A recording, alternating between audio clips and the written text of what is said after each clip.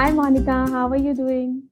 Hi, Manbir. So nice to see you. Thank you for having me on today. Thank you so much for making time for this. And Monica is joining us from California, and it's late evening for her. Thank you so much, Monica, for joining in. Welcome to Growth Mindset Conversations.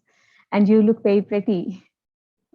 Oh, thank you. That's really lovely to be with you at opposite ends of the time zones. I know, but thank you so much for making this time. And let me introduce Monica to all of you. Monica Laurence is a serial entrepreneur, brand and business strategist, venture investor, island renegade. Oh my God. And most of all, a quantum surfer. We are going to come back to this, Monica. This is quite heavy word. Monica has been a tech startup CEO, founder, and advisor, significantly influencing and shaping 50 plus startups. She has been an executive in technology and entertainment as a multinational leader at Lucasfilm, Disney, and Accenture.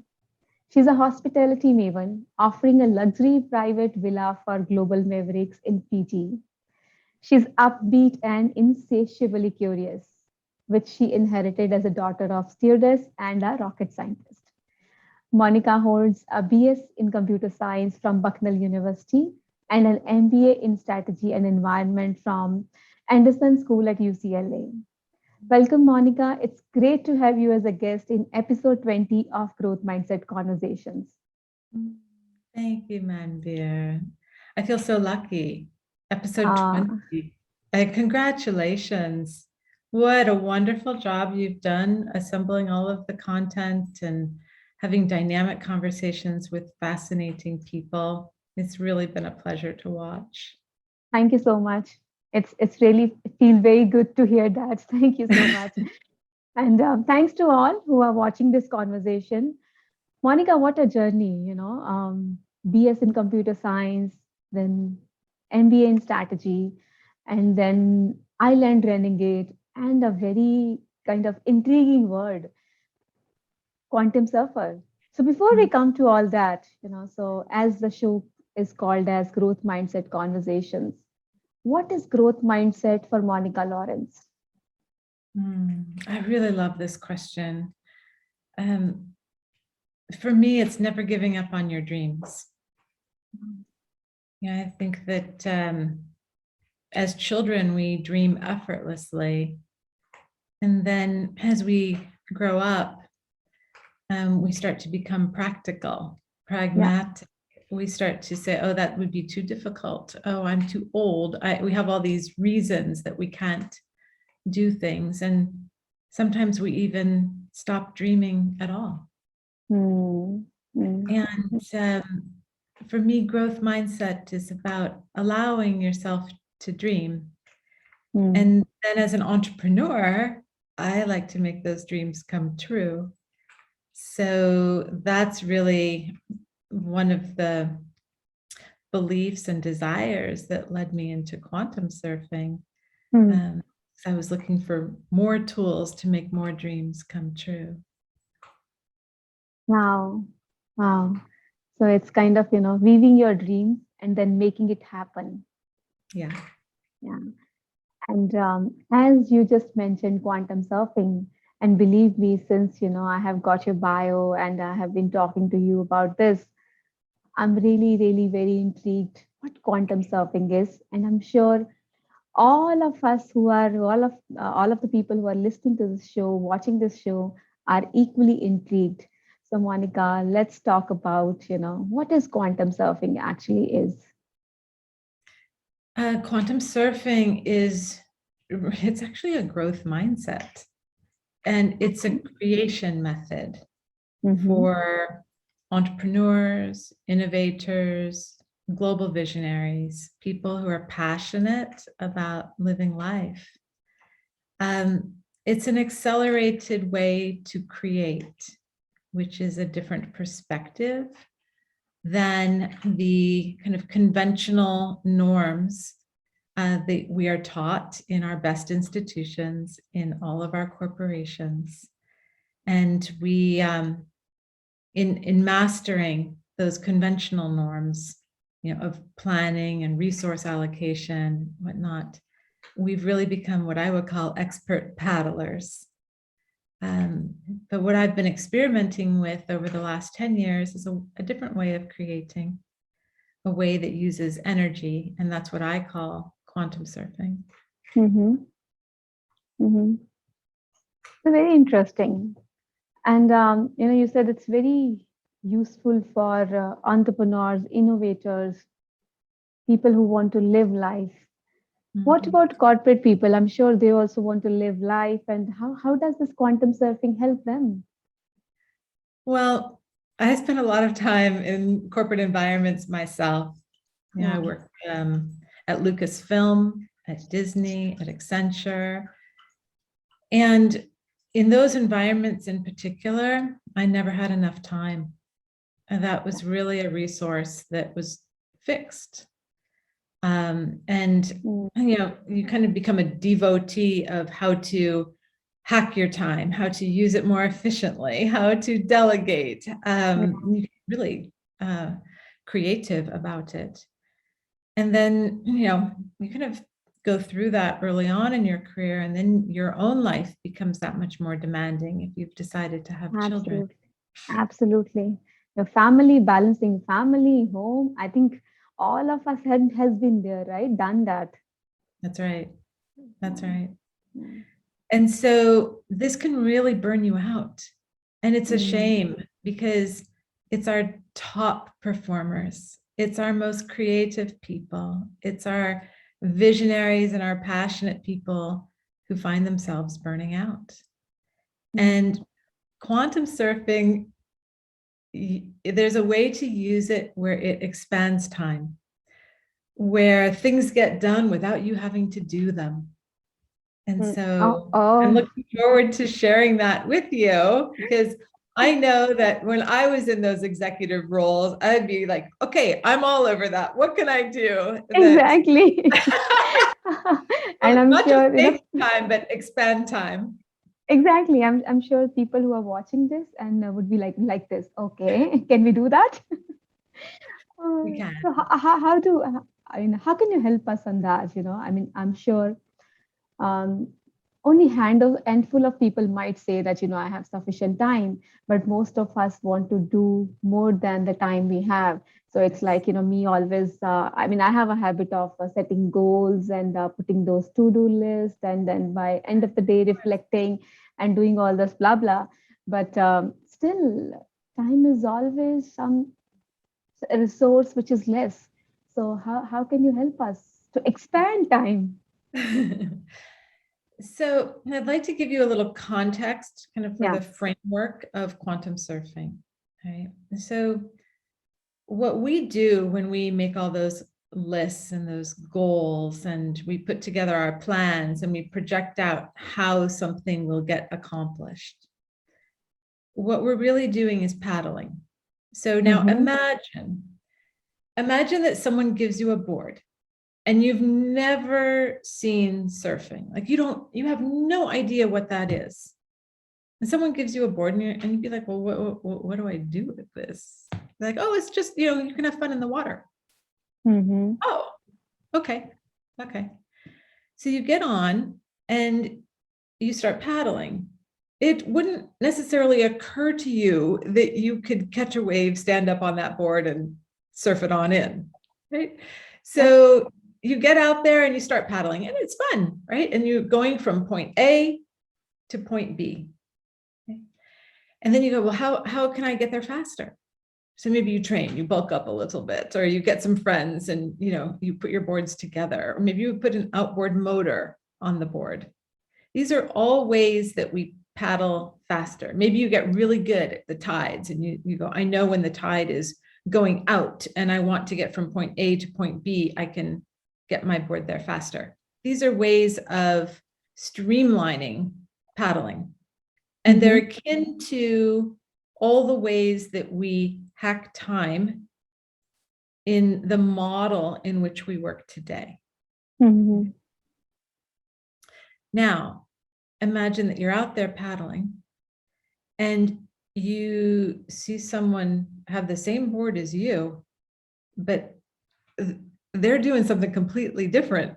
they're Yeah. on a wave, which you've been avoiding because they look like you'd be out of control. There's no way that you could really survive within that. Hmm. And not only is this person with their board in the waves, but this person is standing up. Hmm. Okay. Like this would be a huge revelation. Hmm. This is really the notion of quantum surfing. What's the difference between the paddler and the surfer? Right? Hmm. The surfer is not using their own energy. The Hmm. surfer is in concert with the energy of the wave. Okay? The surfer didn't create the wave. The surfer has learned how to balance and really almost do a dance with that Hmm. wave. And what's happening for that surfer? Well, they're quickly getting into shore, quickly getting into the desired destination, and they're doing it joyfully. They're Hmm. having fun, and they're not even tired, Ah. which is, kind of an outcome of the paddling, which is akin to the burnout. Okay, so Hmm. the real notion here is that we're never taking advantage of energy that is not ours. Right? We have this notion in our way of doing things today that we have to generate all the energy. We have Yeah. to be the engine to power that board. Okay. Now, stick with me for another moment. Our quantum physicists have been telling us for nearly 100 years that the world does not work the way we think it works, which means that our Hmm. cultural beliefs are incorrect in some way. Okay. What our quantum physicists say is that our world is entirely energy. In fact, everything is in motion, everything is moving, everything is therefore creating a wave. Okay. We live in an environment of waves. Hmm. So there's an energy that we're not tapping into, of which we are a part, that once we understand that that's there and we can tap into it, then we can start to weave that in and combine it with our more typical planning processes. Hmm. So what does this look like? Okay. Well, let me just pause there because sometimes that's a lot to digest, and Yeah. I'll let you just spin with it and ask a few questions. I think I'm kind of getting into that flow with you right now. So I really visualize, that paddling and surfing you shared. So that sounds like a very good metaphor. I could visualize it. It seems very smooth when I visualized a surfer, vis-a-vis a paddler. You said taking advantage of energy which is not on your own. All these things which you are saying sounds very good, sounds really interesting. But my mind is like, okay, this looks little spiritual. This looks like little, philosophical. What does it change for me? I mean, okay, I stop when I stop, this show, or people who are watching this recording or this show, when they're done, what changes for them? What from this I can implement in my real life, actually speaking, where I can expand time? Yeah. Does it make sense? You know what I'm Yeah. saying, Yeah, Monica? completely. So let me start by saying that for sure, you have already experienced surfing. We don't have a cultural way of describing surfing, and we don't know that we can repeat it. Okay, we think of it as a fluke. So I Hmm. can give you like a personal example. I was working a big corporate job. I had 3 young children. My middle son had just started kindergarten, and he was struggling with dyslexia and the demands of kindergarten, Yeah. and all the whole social environment. And I decided I needed a hiatus, that I couldn't do right by him and be in this very demanding corporate job. Yeah. So I took time off. And it was probably about a year. And I decided I was ready to go back, that I was ready to start working again. And so I worked on my CV, and I polished it up, and I got it all done, and I pressed save, and I thought, okay, great, I'm ready to start looking for jobs. And I remember this vividly because it was one of these crazy flukes, right? I hop into the shower and the phone rings. Like, how odd. So I hop out of the shower, I answer the phone, and it's a gentleman I had met once because our daughters had a play date together. And he said, Monica, I was just chatting with the chief marketing officer at this corporation that I had worked at. And I need someone to run marketing for my startup. And he says that if I can get you out of retirement, that you would be the person to hire. I'm wondering if that's a possibility. Manbir, all I had done was written the CV. For a year, I had not been looking for work. And not only did I end up working with this gentleman, but we went on to do several startups together, many of them with very nice exits. Awesome. You know, that's a story that is fun to tell. It's a story that is almost surreal. But what I've come to understand with quantum surfing is that these are not flukes. These are the result of tapping into the energy of the wave. Okay. So that's just an example. And I share that because to make it relatable, but also because all of us have experienced things like this, like bizarre coincidences. Yeah, we do that. But at the same time, the thought is it's by chance, right? When you are sharing that experience, the thought is, yeah, it happens sometimes. Yeah. So I became really interested in luck about 15, 20 years ago. And I stumbled across some research that I dove into. And what I took away is that it's possible to train yourself to be predictably lucky, for those types of coincidences to happen routinely. And so now when I teach Quantum Surfing 1, which is getting up on the board, I share how to be lucky. Right? So I don't share how the whole quantum experience works, because if you went to a surf school and for the first week that you sat there on the beach, they explained how the waves work, you'd be like, I'm not coming back to this surf school. I came here to surf, right? So it's the same in quantum surfing. So what I do in that first course is I share how to be lucky. Okay? Very interesting. What the research shows is that luck is learned. Luck is the outcome of behavior patterns.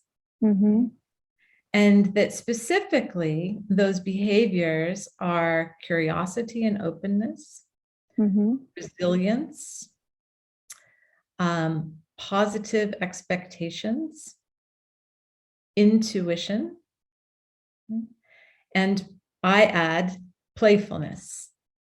Because having experimented with this for a long time, I know that that's the kind of the accelerator is the playfulness. So what can you do right now? Right? To get up on the board, right? So the first thing that you can do, and some of these things are going to sound small, but consistently done, they produce completely different results. Mm-hmm. One is to make the choice to be happy. Mm-hmm.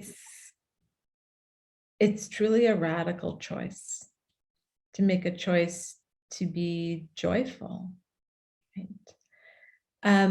The reason this is so important is because when you're in that feeling for yourself, that's what you lead with, right? So it is an accelerator.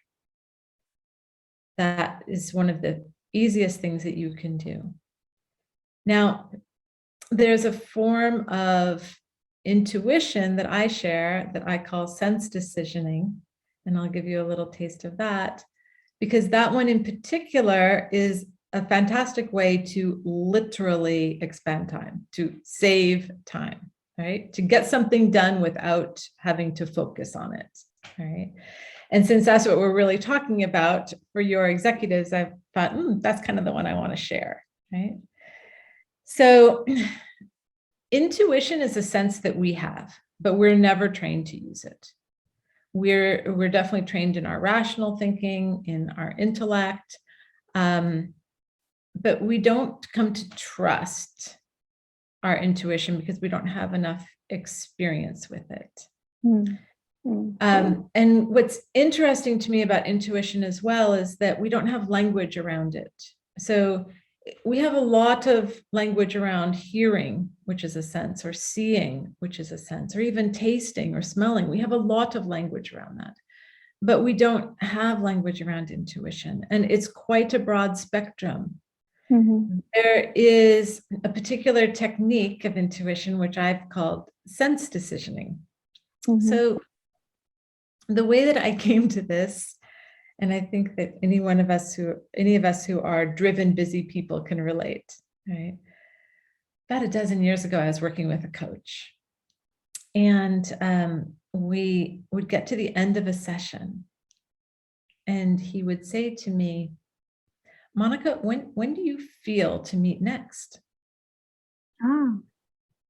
And so first time he asked me this question, I looked at my calendar, and being the busy person that I was and am, I looked through my calendar and I thought, well, I don't want to let too much time go by. I want to keep this on track. This is a project. I've invested in this. And so, let's put it for next Thursday. So I said, I would like to meet next Thursday. And he says, is that when you feel to meet? And I said, I'm sorry. I don't know what that means. What do you mean? And he says, well, is that when you feel to meet? I'm like, I don't, how do you have a feeling about that? Right? And he says, Monica, just try. Just try. So I honestly, Manbir, I sat there. I was like, okay, find a feeling of when I want to meet. Okay. So I tried, what I did in those moments is I tried to let go of everything about the planning, about the slotting in, about the objective of staying on track. I tried to let all of that fall away. And just feel into that question, as bizarre as it seemed. And I said to him, I don't feel to meet next Thursday. Excellent. When do you feel to meet? I said, well, I feel to meet the following Tuesday. I said, now, I want to be perfectly clear. The following Tuesday is not when I want to meet. It's not when it fits in my calendar. It does not accomplish the goal of keeping these sessions on track. But if you're asking me when I feel to meet, then that's the answer. It's wonderful. We'll meet then. See you on that Tuesday. Every time we finished a session, he would ask me the question that way. And I will share that when I got to that Tuesday, it was the perfect time. for the session, whereas the Thursday prior would not have been the perfect time. So that's a really tiny example, right? So I started playing with that idea. And I started saying, well, where do I feel to go? When do I feel to go? Just asking a feeling question rather than a time-based question or a thinking question. So there was one morning when I was in Silicon Valley and I had to drive up to the North Bay across the Golden Gate. That's a trip that can take anywhere from an hour to an hour and a half to 2 hours. You have some traffic or an accident. And it was an important meeting, and I had never been to that location before, and I was really stressing about it. And so all morning as I was getting other tasks done, I still had in my mind, okay, well, make sure you're ready for this meeting. Make sure you're ready for this meeting. It was kind of driving me crazy, right? So this is, I'm sure I'm not the only one who's gotten themselves into that kind of endless loop of being so focused. So I said to myself, enough, Monica. When do you feel to go? Okay. And so I set this intention. I said, Monica, when you feel to go, like you will feel when it's time to go. So just relax. You'll feel when it's time. So after that, it just kind of released me to focus and be much more productive on everything else that was on my to-do list that morning. Around 10:22, I get this bing, this feeling, time to go. I was like, okay, time to go. I get in the car. I did not rush. I probably even stopped for fuel. I navigated my way to that new address in the North Bay. And when I got to my destination, the clock clicked from 59 minutes to the hour as I was pulling into the parking spot. Precisely on time. Okay? This is a type of intuition that we have access to, that we don't know we have access to, that we don't experiment with.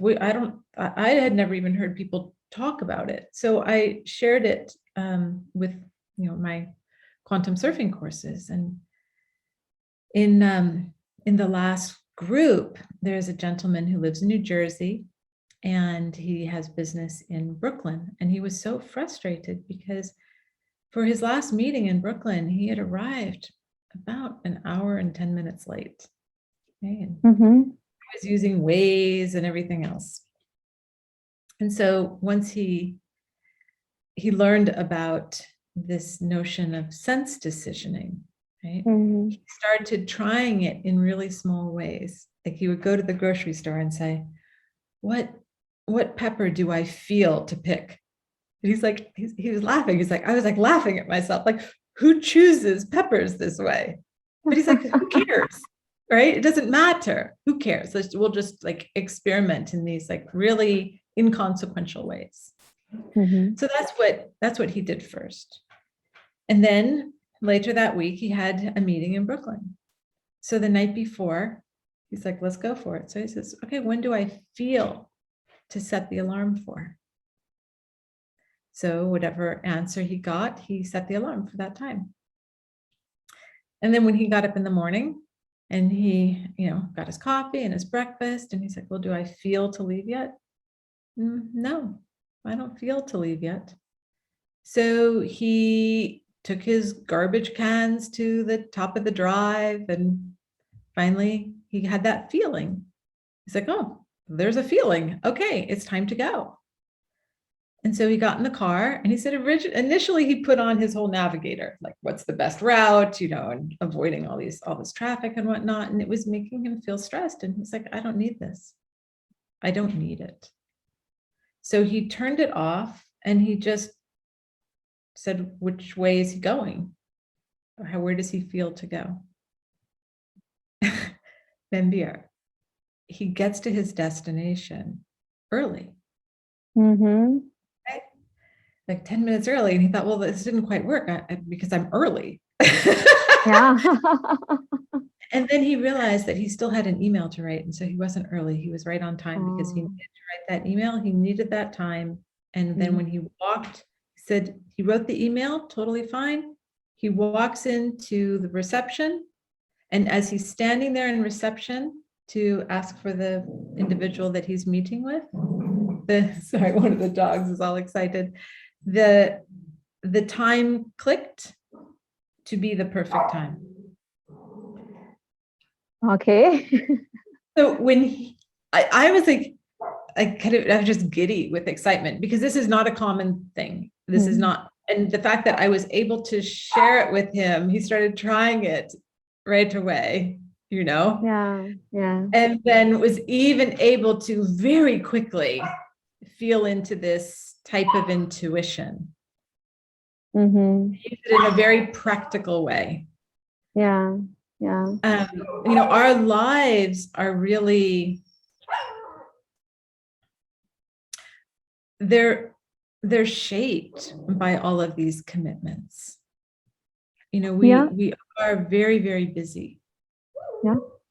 And there's a certain energy that typically comes with that. Mm. But there's like this well of deeper knowing. I liken this sense, okay, like to the ability for birds to migrate. Mm. Mm. We tend to think of ourselves as being separate from nature, Mm-hmm. but we're not separate. We Mm. are nature. Part of nature. Yeah. And we kind of marvel at, oh, how do the birds know? What is it that enables them to know that it's time to migrate? How do they know how to get there? How is that knowledge passed on? But I'm still in the process of really diving into what's behind what I call the sense decisioning. But what it feels closest to is that migratory capability. Now, that saves a lot of time. Absolutely. Yeah. Yeah. And it sounds very interesting, Monica, and very attractive. I think one assumption we are taking that, everyone cannot be that everything is clear on intuition and it's like, crystal clear, that the ping is clearly visible. What I see is, there is a huge capability, there's a huge potential and power we have. But here we are, and here is the intuition or, that emotion, that feeling.